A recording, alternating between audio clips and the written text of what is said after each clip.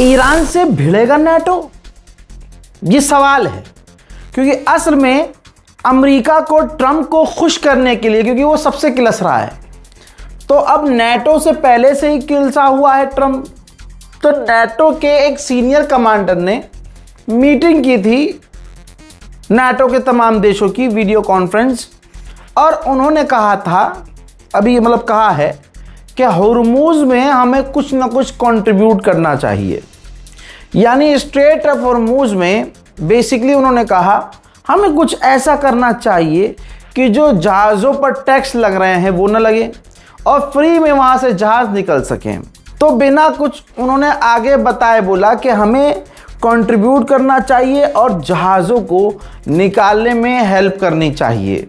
यानी समुद्र से, स्ट्रेट ऑफ हॉर्मूज से जहाज़ों को निकालने के लिए नाटो मदद करेगा।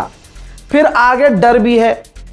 उन्होंने साहब ने कहा, नाटो के ही साहब हैं, उन्होंने कहा कि हम कुछ इस तरह से काम करें कि नाटो का नाम भी ना आए और हम ईरान के रास्ते से, आंखों के सामने से इंटरनेशनल लेवल के दुनिया भर के जहाज़ हैं उनको निकाल लें। तो सीधी बात है, ईरान बेवकूफ़ है नहीं, ईरान से टकराव की स्थिति बनेगी। नाटो मतलब पहली बार इतनी बड़ी बात बोल रहा है कि हम जो है जहाज़ निकालेंगे, तो सीधी बात है नाटो और ईरान के बीच टकराव पैदा होगा। उधर चीन भड़का हुआ है भाई कल से एक चीज़ पर, क्योंकि अमेरिका ने कहा है कि हम ईरान पर कड़े प्रतिबंध लगाएंगे, जो ईरान से ट्रेड करेगा हम उस पर भी पाबंदी लगाएंगे। अब ईरान से चीन तो खरीदता है भाई साहब तेल दबा के, तो चीन कल भी भड़का था, आज फिर भड़का है। चाइना ने कहा है कि ईरान पर जो ये प्रतिबंध लगाने की बात की जा रही है ये नहायत ही घटिया है, इससे कोई फ़ायदा नहीं होगा और ईरान का कोई नुकसान भी नहीं होगा। लेकिन अमेरिका का जो ये स्टेप है ये सरासर गलत है। मेरे दोस्तों, डोनाल्ड ट्रंप ने दूसरी तरफ अपने एलाइज अरब देश और चीन को स्पेशली बोला है कि हमने जो ईरान के खिलाफ पाबंदी लगाई है आप उन्हें मानिए। ईरान से अमेरिका लड़कर हार कर बैठ चुका है, जाहिर सी बात है, तभी वो तमाम ये चीज़ें कर रहा है कि लड़ नहीं रहा है, बाकी तमाम पाबंदियां लगा रहा है। ये देखिए, अमेरिका के ट्रेजरी मिनिस्टर अब पूरी दुनिया को धमकी दे रहे हैं। कैसे हजरात? अमेरिका के ट्रेजरी मिनिस्टर कह रहे हैं कि और साफ साफ कहा है, उन तमाम देशों को इकोनॉमिकल बर्बादी की धमकी दी जाती है जो ईरान पर लगी पाबंदियों को नहीं मानते।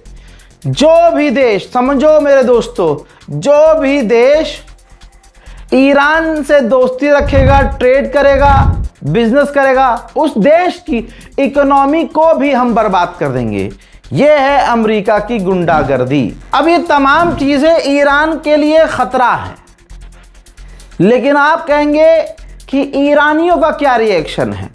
तो ईरान के विदेश मंत्री अब्बास अराक्ची ने, जो बराक हुसैन ओबामा थे उनके समय का, उनका एक ट्वीट किया जिसमें उन्होंने अपने समय में 2012 में सबसे ज़्यादा सैंक्शंस ईरान पर लगाए थे, सबसे ज़्यादा ऐतिहासिक।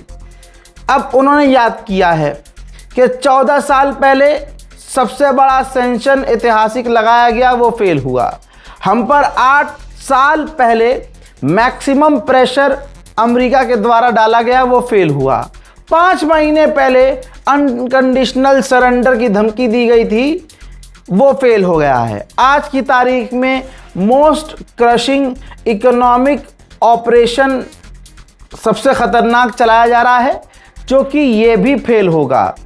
उन्होंने कहा कि हम ये फिल्म कई बार देख चुके हैं, सेम बैल है और सेम उनकी बुलीज है, यानी सेम उनकी धमकियां हैं। ये अमेरिका ईरान को हमेशा से धमकाता आया है। जैसा मैंने आपसे 15 दिन पहले ही कहा था, ये जो ईरान पर पाबंदियां लगाने की बात हो रही है ना, ये अमेरिका का फेलुअर है, क्योंकि पाबंदी तो 40 साल से अमेरिका लगाता आया है, 40 साल से। इसके बावजूद अब जब कोई फ़ायदा नहीं हो रहा था तो हमला करा।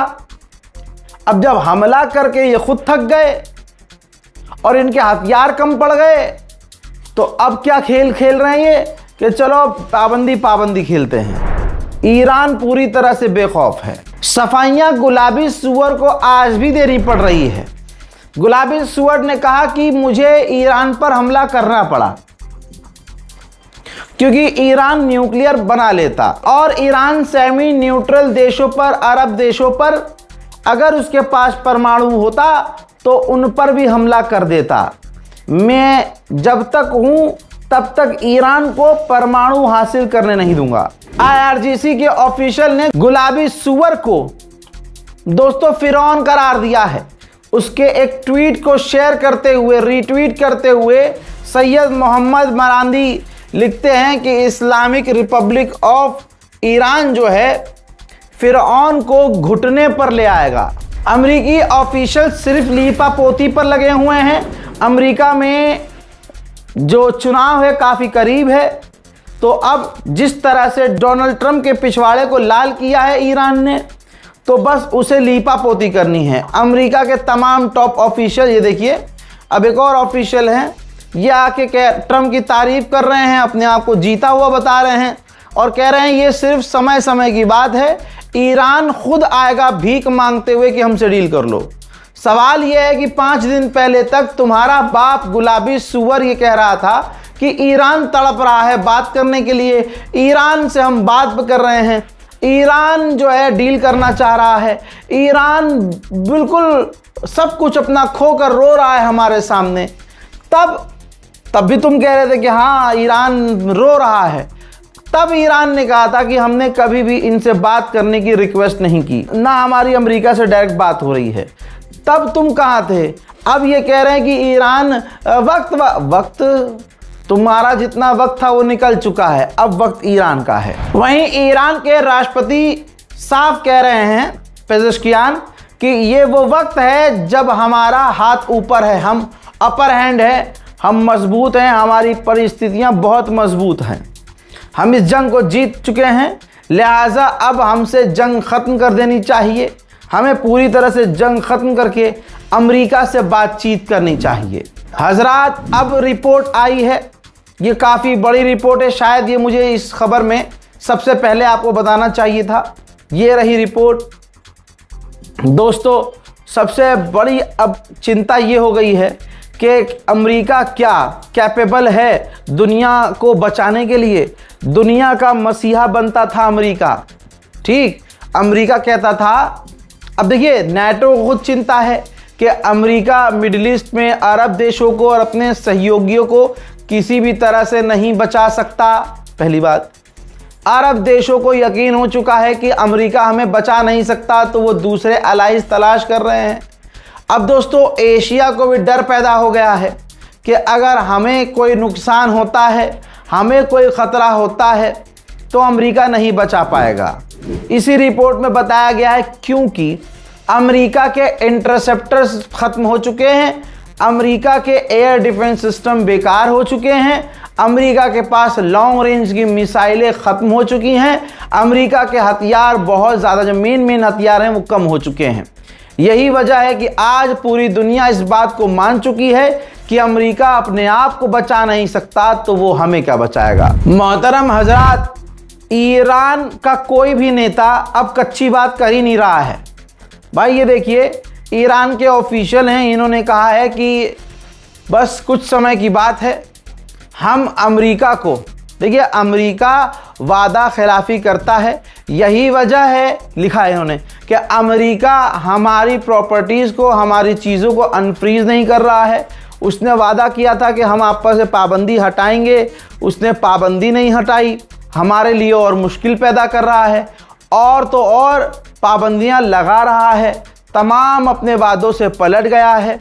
लेकिन खुदा गवाह है कि आप देखेंगे, हम अपनी ताकत के दम पर अमेरिका को इलाके से भगाएंगे, इलाके से माफ़ी मांगकर अमेरिका भागेगा। जनाब, बहुत बड़ी खबर आ रही है इराक से।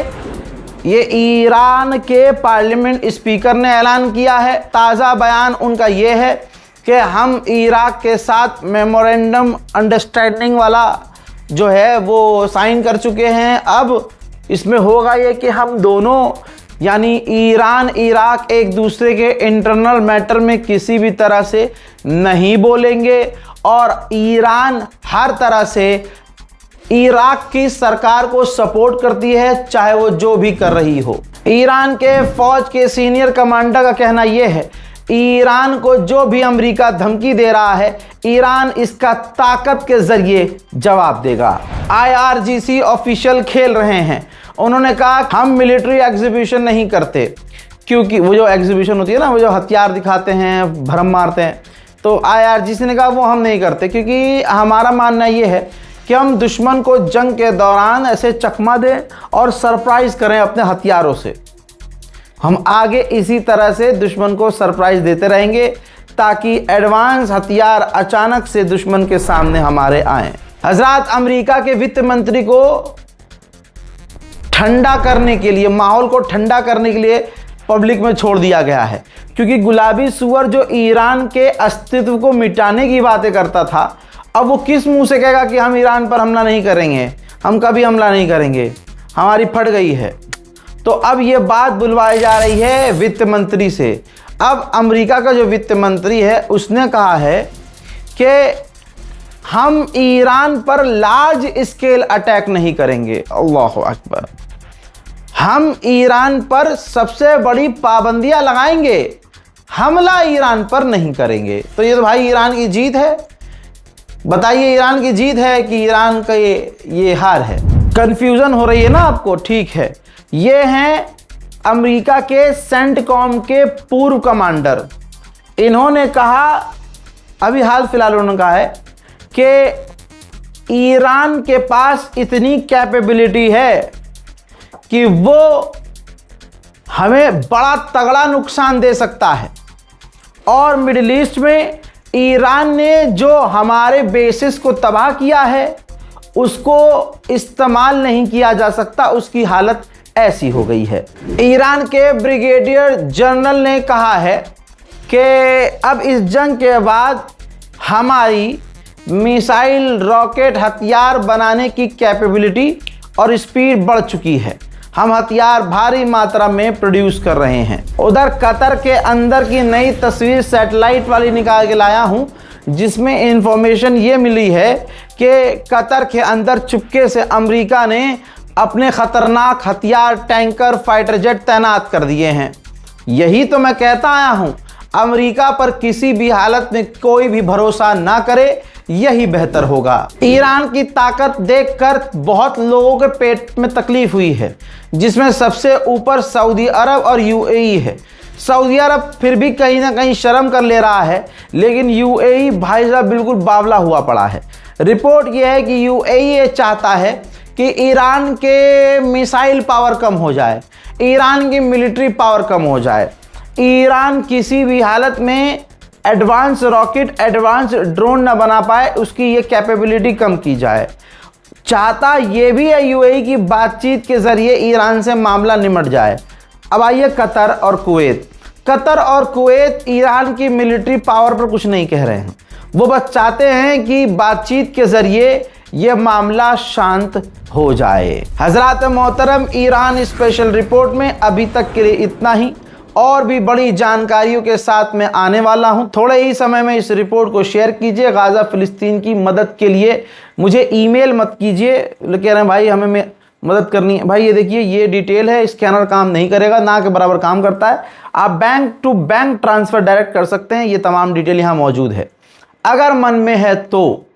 वरना गाज़ा के लिए, फ़िलिस्तीन के लिए, पूरी दुनिया के मुसलमानों के लिए दुआ कीजिए। मस्जिदों को आबाद रखिए, सोशल मीडिया पर नमाजी नहीं बल्कि अपने मोहल्ले की मस्जिद को आबाद कीजिए, वहाँ नमाजी बनिए। फ़िलहाल के इस रिपोर्ट में इतना ही। वस्सलाम, जय हिंद।